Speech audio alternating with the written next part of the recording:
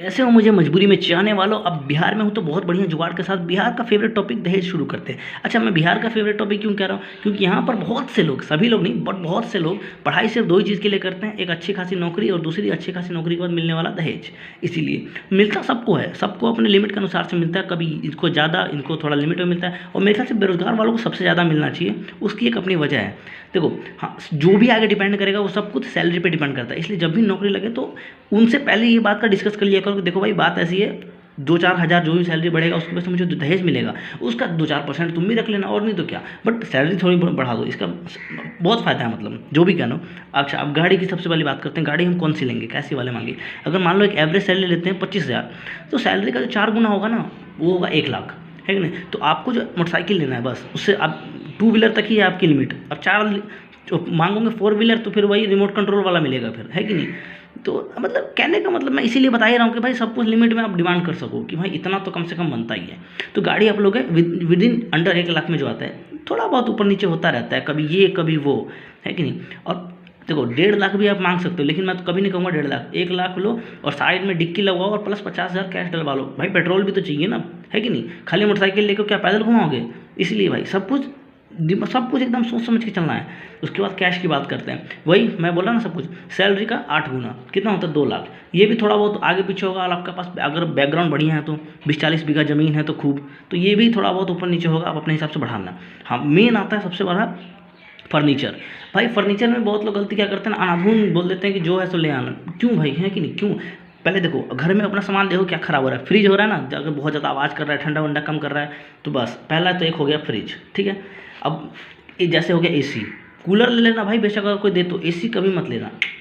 भाई शेर को पालोगे तो इसको खर्चा भी देना पड़ेगा। पता चले जोश जोश में आके फ्री में मिल रहा है तो उठा तो लिया एसी, अब इसका बिल इतना आ रहा है कि इसमें कैश भी गया, ये जो भी मोटरसाइकिल बेचना पड़ गया, है कि नहीं? क्योंकि तुम तो काम धंधे पे निकल जाओगे, उसके बाद जो घर पे रहेंगे वो पूरा दिन एसी खोल के छोड़ देंगी, भैंस वैंस को भी ठंडाने के लिए, तो क्या फ़ायदा?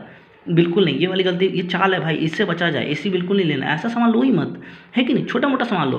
अगर डाइनिंग टेबल मिल रहा है, तुम्हें ज़मीन पे बैठे खाने की आदत तो कोई नहीं, दुकान वाले को बेच दो। तो ऐसा ऐसा फर्नीचर का भी सामान घर में देखो भाई, जिसकी ज़रूरत है जुगाड़ के हिसाब से। अगर देखो कि मतलब 6-7 महीने में शादी होने वाली है, कोई घर का सामान खराब हो रहा है, तो होने दो उसको बढ़िया से खराब, नहीं लेने की कोई ज़रूरत नहीं, क्योंकि 6-7 महीने बाद तो आ ही जानी है, उम्मीद के साथ ऐसा लग रहा है। तो ये एक तरीका हो गया, मतलब अपना एक प्राइवेट नौकरी वालों की हो इतनी अगर सैलरी, तो इसी हिसाब से हम इतना दहेज ले सकते हैं, है कि नहीं? सरकारी नौकरी वालों की अगर आप लोगों की डिमांड रही तो अगली वीडियो में जरूर बनाएंगे। तो अब कंक्लूजन क्या निकला? देखो, 1 लाख हो गया मतलब गाड़ी, है कि नहीं, प्लस डिक्की के साथ कैश 1 लाख, उसके बाद हो गया 2 lakh cash plus furniture minus आत्मसम्मान। क्योंकि अब देखो, इतना सब पैसा लेने के बाद अब समाज में इज्जत तो कुछ रह नहीं जाएगी, है कि नहीं?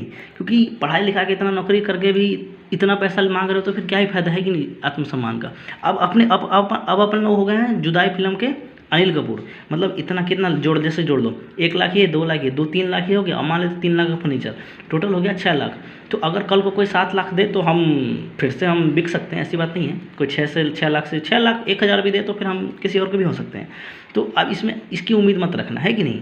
तो ये हो गया एक तरीके से, जिनकी शादी वगैरह आ रहा हो उनको आप ये भेज सकते हो ताकि वो फ्यूचर के लिए तैयार हो जाए। अच्छा, ये दहेज इसके लिए बोल रहा हूँ जो लोग मुंह खोल के मांगते हैं।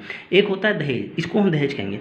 दूसरा होता है वो जिसे हम कहते हैं गिफ्ट, ठीक है ना? वो हमने नहीं मांगा, वो खुद चल के आ रहा है हमारे पास। हमने एक भी चीज़ की डिमांड नहीं, वो खुद ही दे रहे हैं, तो उसको मना नहीं करते हैं। क्योंकि भाई जो भी घर में आएगा उसके बाद हम थोड़ी ना रहेंगे घर पे लेने के लिए, हम तो काम धंधे से बाहर निकल जाएंगे, उसके बाद जो घर पे रहेंगे वो उसका यूज़ करेंगे, तो वो गिफ्ट होता है, उसको बिल्कुल नहीं छोड़ना चाहिए। अब ये भी तो हो सकता है, क्या पता भाई उन्होंने एक बाइक खरीद ली, उनके घर में रखने की जगह ना हो, इसलिए उन्होंने तुम्हें दे दी, कोई बात नहीं भाई, हम रख लेते हैं, है कि नहीं? हमने बाइक रख लिया। क्या पता भाई उन्होंने बहुत सारा फर्नीचर का सामान खरीद लिया, उनके घर पर रखने की जगह ना हो, वो भी हमने रख लिया। क्या पता उनके पास बहुत पैसा हो और चोरी वोरी का डर हो, इसलिए उन्होंने हमें कैश दिया। तो ये सब गिफ्ट होता है, ये सब दहेज नहीं होता है, ठीक है ना?